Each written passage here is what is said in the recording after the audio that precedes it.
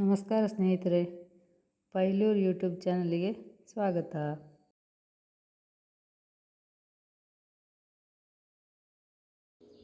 ನೋಡಿ, ಈ ಬಜ್ಜಿ ಮೆಣಸಿನಿಂದ ನಾವು ಸೆಂಡಿಗೆ ಮಾಡುವ. ಅದಕ್ಕೆ ಉದ್ದಿನ ಬೇಳೆ ಬೇಕು, ಅದನ್ನು ನೆನೆಯಲಿಕ್ಕೆ ಹಾಕುವ.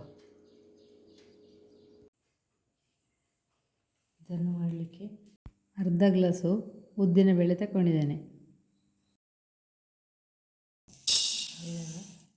2 ಗಂಟೆಗಳ ಕಾಲ ನೆನೆಸಿಡುವ.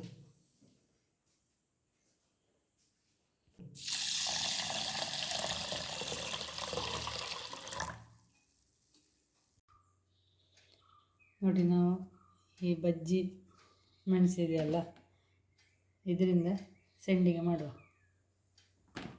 ನೋಡಿ ಹೇಗೆ ಮಾಡೋದು ಅಂತ ಮಾಡ್ಕೊಂಡು ಹೋಗಿ. ನಾನೀಗ 1 kg ತಗೊಂಡಿದ್ದೇನೆ. ಇದನ್ನೆಲ್ಲ ತೊಟ್ಟೆಲ್ಲ ತೆಗೆದು ಕ್ಲೀನ್ ಮಾಡಿ ತೊಳ್ಕೊಂಡು ಒರೆಸಿಟ್ಟುಕೊಂಡಿದ್ದೇನೆ. ಅಂದರೆ ನೀರಪಾಸೆ ಎಲ್ಲ ಆಲ್ಮೋಸ್ಟು ಹೋಗಿದೆ. ಈಗ ಇದನ್ನು ಹೇಗೆ ಮಾಡೋದು ಅಂತ ನೋಡುವ. ಫಸ್ಟಿಗೆ ಇದನ್ನು ಸ್ವಲ್ಪ ಹೀಗೆ ಉದ್ದಕ್ಕೆ ಸಿಗ್ದು ಕಟ್ ಮಾಡಿಕೊಳ್ಳುವ. ಹೀಗೆ ಅದು ಮಿಕ್ಸಿಗೆ ಹಾಕಲಿಕ್ಕೆ ಸುಲಭ ಆಗ್ತದೆ ಹೀಗೆ ಕಟ್ ಮಾಡಿಕೊಂಡು.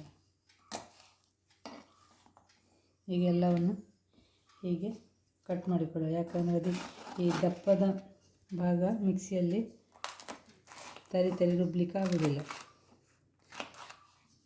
ಈಗ ಈ ಥರ ಕಟ್ ಮಾಡಿಕೊಳ್ಳುವ. ನಮ್ಮ ಪದಾರ್ಥದ ಹಸಿಮೆಣಸಲ್ಲಿ ಮಾಡೋದಾದರೆ ಅದು ತುಂಬ ಖಾರ ಆಗ್ತದೆ, ತಿನ್ನಲಿಕ್ಕೆ ಕಷ್ಟ. ಇದರಿಂದ ಆದರೆ ಖಾರ ಆಗೋದಿಲ್ಲ. ಈ ಬಜ್ಜಿ ಮೆಣಸಿನಿಂದ ಮಾಡಿದರೆ ಅದರಲ್ಲಿ ಒಂದು ಲೈಟ್ ಖಾರ ಇರ್ತದಲ್ಲ, ಅದೇ ಸಾಕಾಗ್ತದೆ. ಇದನ್ನು ಮಾಡಲಿದ್ರೆ ತಿನ್ನಲಿಕ್ಕೆ ಕಷ್ಟ.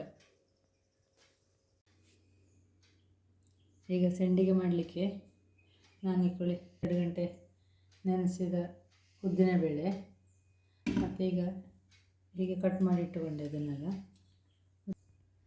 ಹುಳಿ ಮಜ್ಜಿಗೆ, ಅಥವಾ ನೀವು ಮಜ್ಜಿಗೆ ಉಪಯೋಗಿಸೋದಿಲ್ಲ ಅಂತಾದರೆ ಹುಡಿ ಯಾವುದಾದ್ರೂ ಇದ್ದರೆ ಹಾಕ್ಕೊಳ್ಬೋದು. ಆಮ್ಚೂರು ಅದೆಲ್ಲ ಅಷ್ಟು ಒಳ್ಳೆಯದಾಗೋದಿಲ್ಲ. ಈ ಹುಣಸೆ ಹುಳಿ ಪೌಡ್ರ್ ಇದ್ದರೆ ಅದನ್ನು ಯೂಸ್ ಮಾಡ್ಬೋದು. ಮತ್ತು ಉಪ್ಪು, ಇಂಗಿನ ಪೌಡ್ರು ಇಷ್ಟು ಬೇಕು. ಈಗ ಇದನ್ನು ಹೇಗೆ ಮಾಡೋದು ಅಂತ ನೋಡುವ. ಮಿಕ್ಸಿ ಜಾರಿಗೆ ಸ್ವಲ್ಪ ಉದ್ದಿನ ಬೇಳೆಯನ್ನು ಹಾಕಿಕೊಳ್ಳುವ. ಎಲ್ಲ ಹಾಕಿಕೊಂಡ್ರೂ ಆಗ್ತದೆ, ಸ್ವಲ್ಪ ತಗೊಳ್ಳೋದು. ಉದ್ದಿನ ಬೇಳೆ ತುಂಬ ಬೇಡ ಇದಕ್ಕೆ.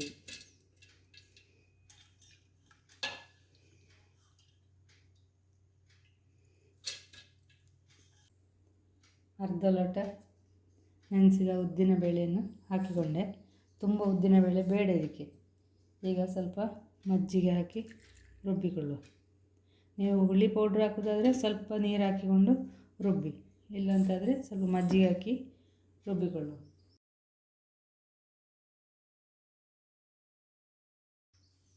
ನೋಡಿ, ಇದು ನೈಸ್ ರುಬ್ಬೋದು ಬೇಡ, ಸ್ವಲ್ಪ ತರಿ ಆದರೂ ಸಾಕು. ಒಂದೊಂದು ಇಡೀ ಇದ್ದರೂ ತೊಂದರೆ ಇಲ್ಲ. ಇನ್ನು ಇದಕ್ಕೆ ಮೆಣಸನ್ನು ಹಾಕಿ ರುಬ್ಬುವ. ಅದು ಕೂಡ ಹಾಗೆ ನೈಸ್ ರುಬ್ಬಲಿಕ್ಕಿಲ್ಲ, ತರಿಯಾಗಿ ರುಬ್ಬಿಕೊಂಡು ಬರುವುದು.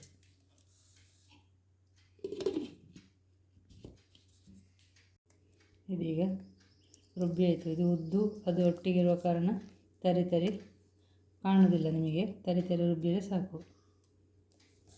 ನೋಡಿ ಹೀಗೆ. ಇದನ್ನು ಪಾತ್ರಕ್ಕೆ ಹಾಕುವ.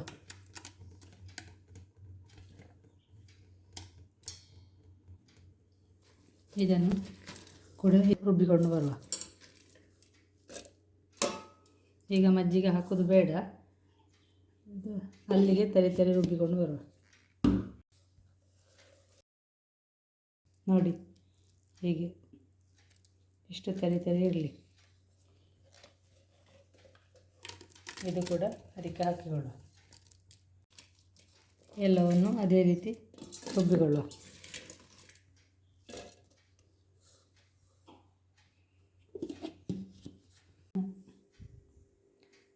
ನಾನು ಈ ಲೋಟದಲ್ಲಿ ಅರ್ಧ ಲೋಟ ಉದ್ದಿನಬೇಳೆ ತಗೊಂಡಿದ್ದೇನೆ. ನೋಡಿ ಇದೆಲ್ಲ ತರಿ ರುಬ್ಬಿ ಆಯ್ತು. ಈಗ ಇದನ್ನೊಮ್ಮೆ ಮಿಕ್ಸ್ ಮಾಡುವ.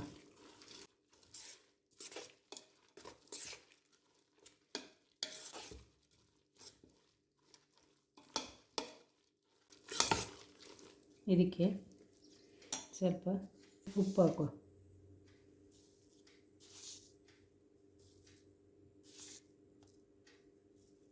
ಎರಡೂವರೆ ಸ್ಪೂನು ಉಪ್ಪು ಹಾಕಿದ್ದೇನೆ.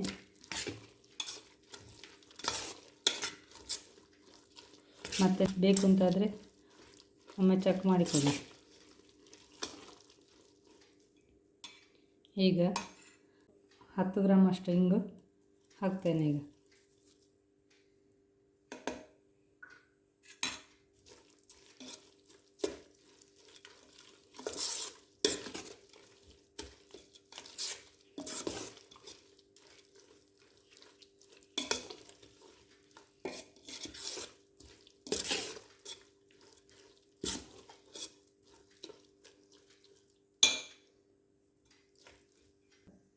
ಆಗ 1/4 ಲೋಟ ಮಜ್ಜಿಗೆ ಹಾಕಿದ್ದೇನೆ.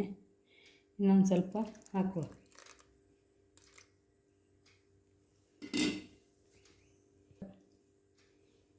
ಈಗಲೂ ಒಂದು 1/4 ಲೋಟ ಮಜ್ಜಿಗೆ ಹಾಕಿದ್ದೇನೆ. ಉಪ್ಪು ಸ್ವಲ್ಪ ಬೇಕಾಗ್ತದೆ.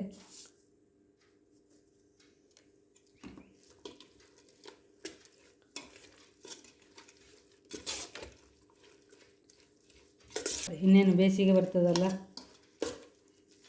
ಹಾಗೆ ಸೆಂಡಿಗೆಲ್ಲ ಮಾಡಿ ಇಟ್ಟುಕೊಂಡು ಮಳೆಗಾಲದಲ್ಲಿ ಅಥವಾ ಬೇಕಾದಾಗ ಯೂಸ್ ಮಾಡಿಕೊಳ್ಳಬಹುದು.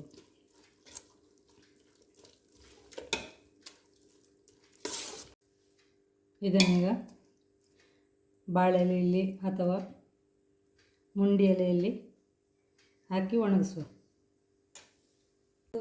ಮುಂಡಿ ಎಲೆಯಲ್ಲಿ ಈಗ ನಾನು ಹಾಕ್ತೇನೆ. ಫಸ್ಟಿಗೆ ನೋಡಿ, ಈ ಸೈಡ್ ಹಾಕಲಿಕ್ಕಿಲ್ಲ, ಒಳಗಿನ ಬದಿಯೆಲ್ಲ ಈಗ ಹಿಂಬದಿಯಲ್ಲಿ ಹಾಕೋದು. ಎಲೆಯನ್ನು ಚೆನ್ನಾಗಿ ಕ್ಲೀನ್ ಮಾಡಿಕೊಂಡು ಹಾಕುವ. ಹೀಗೆ ಮಿಕ್ಸ್ ಮಾಡಿ ಇದಕ್ಕೆ ಹಾಕುವ.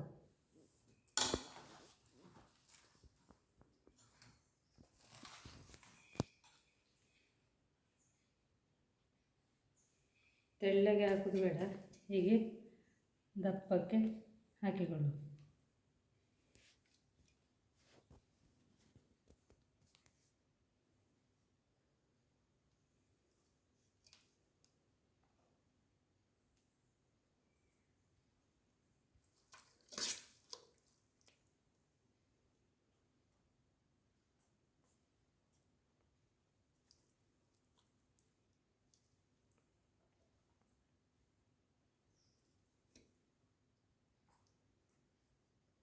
ಅದು ದಪ್ಪಕ್ಕೆ ಹಾಕದಿದ್ದರೆ, ತೆಳ್ಳಗೆ ಹಾಕಿದರೆ ಅದು ಗಟ್ಟಿ ಆಗ್ತದೆ. ಹೀಗೆ ಮೃದುವಾಗಿ ಬರಲಿಕ್ಕೆ ಸ್ವಲ್ಪ ದಪ್ಪಕ್ಕೆ ಹಾಕಿದರೆ ಒಳ್ಳೆಯದು.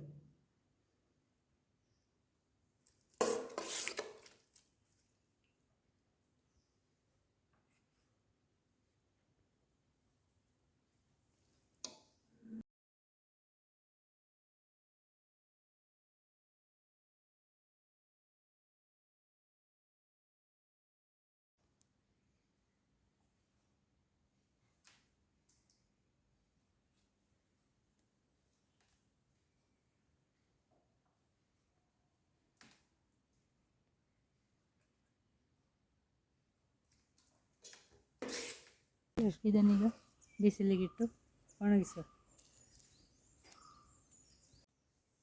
ಅದೇ ರೀತಿ ಈಗ ಬಾಳೆಲೆಯಲ್ಲಿ ಮಾಡುವ. ಬಾಳೆಲೆ ಕೂಡ ಈ ಬದಿಯಲ್ಲಿ ಮಾಡೋದು, ಒಳಗಿನ ಬದಿಯಲ್ಲಿ ಸೆಂಡಿಗೆ ಹಾಕೋದಲ್ಲಿ ಈ ಬದಿಯಲ್ಲಿ ಸೆಂಡಿಗೆ ಹಾಕೋದು.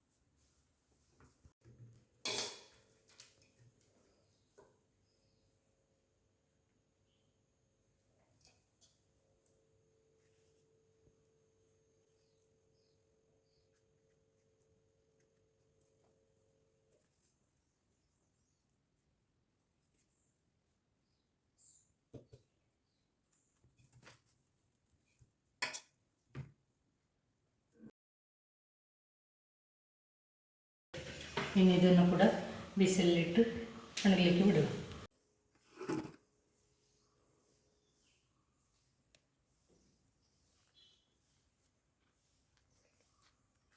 ಈಗ ಎರಡು ಕೂಡ ಬಿಸಿಲಲ್ಲಿ ಒಣಗಲಿ.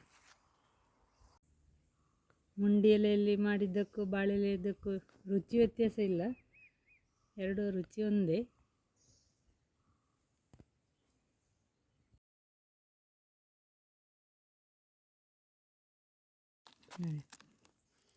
ಇದೀಗ ಎರಡು ಬಿಸಿಲಿದ್ದರೆ ಹೀಗೆ ಎರಡನೇ ದಿವಸಕ್ಕೆ ಬರ್ತದೆ, ಅಂದರೆ 3 ದಿವಸದಲ್ಲಿ ಹೀಗೆ ಎಳಕ್ಲಿಕ್ಕೆ ಬರ್ತದೆ. ಈ ಬದಿ ಒಣಗಬೇಕು, ಪೂರ್ತಿ ಒಣಗಲಿಲ್ಲ, ಇನ್ನೊಂದೆರಡು ಬಿಸಿಲಿಗೆ ಹಾಕಿ ಒಣಗಿಸುವ. ಇದನ್ನೆಲ್ಲ ಈಗ ಎಳಗಿಸಿ ಆಯಿತು. ಇದನ್ನೀಗ ಬಟರ್ ಪೇಪರಿಗೆ ಹಾಕಿ ಒಣಗಿಸುವ. ಇದು ಕೂಡ ಬಿಟ್ಟು ಬರ್ತದೆ ನೋಡಿ.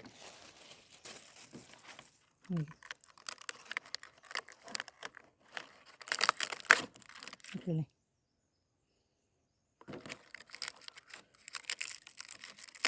ಮುಂಡಿ ಎಲೆಯಲ್ಲಾದರೆ ಬೇಗ ಬರ್ತದೆ, ಈ ಬಾಳೆ ಎಲೆಯಾದರೆ ಸ್ವಲ್ಪ ಕಟ್ಟಾಗಿ ಬರೋ ಚಾನ್ಸಸ್ ಇರ್ತದೆ. ಅದಕ್ಕೆ ಹೆಚ್ಚಾಗಿ ಮುಂಡಿ ಎಲೆಯಲ್ಲಿ ಈ ಥರದ ಸೆಂಡಿಗೆಯನ್ನು ಹಾಕ್ತೇವೆ ನಾವು. ನೋಡಿ, ಇದು ಬರ್ತದೆ, ಬರೋದಿಲ್ಲ ಅಂತಲ್ಲ. ನೋಡಿ, ಈ ಸೆಂಡಿಗೆ ನೀವು ನೋಡಿದ್ದೀರಲ್ಲ ವಿಡಿಯೋದಲ್ಲಿ ನಾವು ಯಾವ ರೀತಿ ಮಾಡಿದ್ದು ಅಂತ ನೋಡಿ. ಇದನ್ನು ನಮ್ಮ ಚಾನಲ್ನಲ್ಲಿರುವ ಸುಲಭದಲ್ಲಿ ಅಕ್ಕಿ ಸಂಡಿಗೆ ಹೇಗೆ ಮಾಡೋದು ಅಂತ ಹೇಳೋ ವಿಡಿಯೋದಲ್ಲಿ ನೀವು ನೋಡ್ಬೋದು, ನೋಡೋದವರು. ಈಗ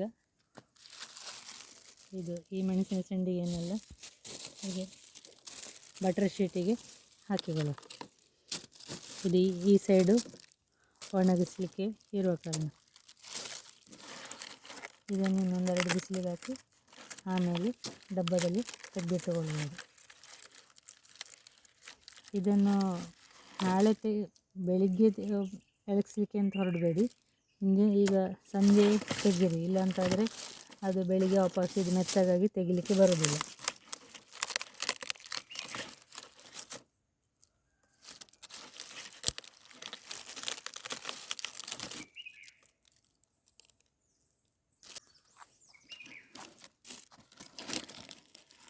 ನೋಡಿ, ಈ ಬಾಳೆ ಎಲೆಗೂ ಮುಂಡಿ ಎಲೆಗೂ ವ್ಯತ್ಯಾಸ ತೆಗಿಲಿಕ್ಕೆ ಎಷ್ಟು ಈಸಿ ನೋಡಿ. ಇದು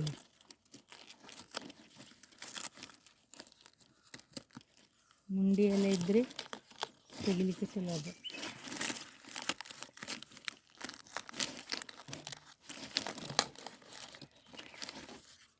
ಇಲ್ಲಾಂತಂದರೆ ಈಗ ಬಾಳೆ ಎಲೆ ಮುಂಡಿ ಎಲೆ ಎಲ್ಲ ಸಿಗಲಿಲ್ಲ ಅಂತಾರೆ ಪ್ಲಾಸ್ಟಿಕ್ ಶೀಟಲ್ಲಿ ಕೂಡ ಹಾಕ್ಕೊಳ್ಬೋದು.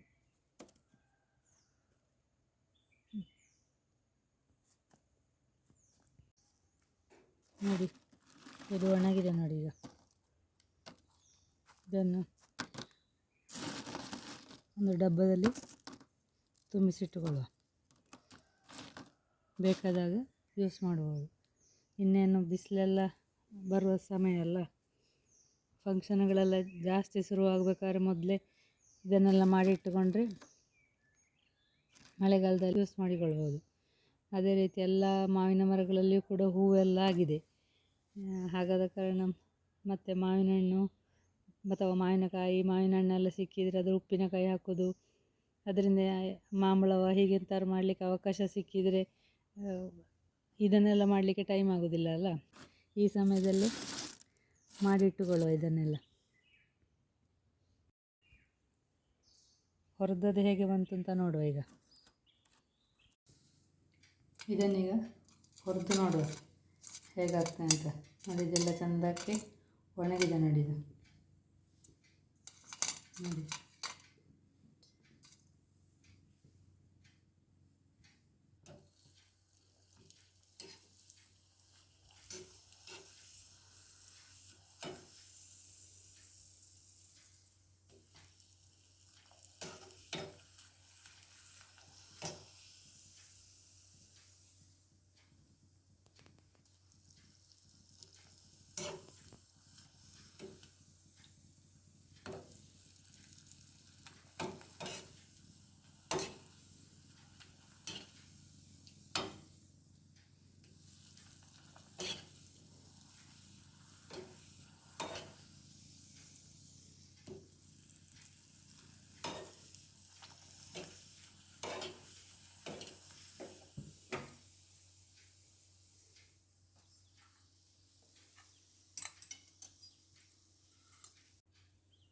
ನೋಡ್ಕೊಳ್ಳಿ,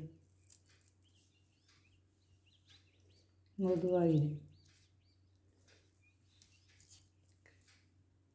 ಕ್ರಿಸ್ಪಿ ಮತ್ತು ಮೃದುವಾಗಿದೆ ನೋಡಿ.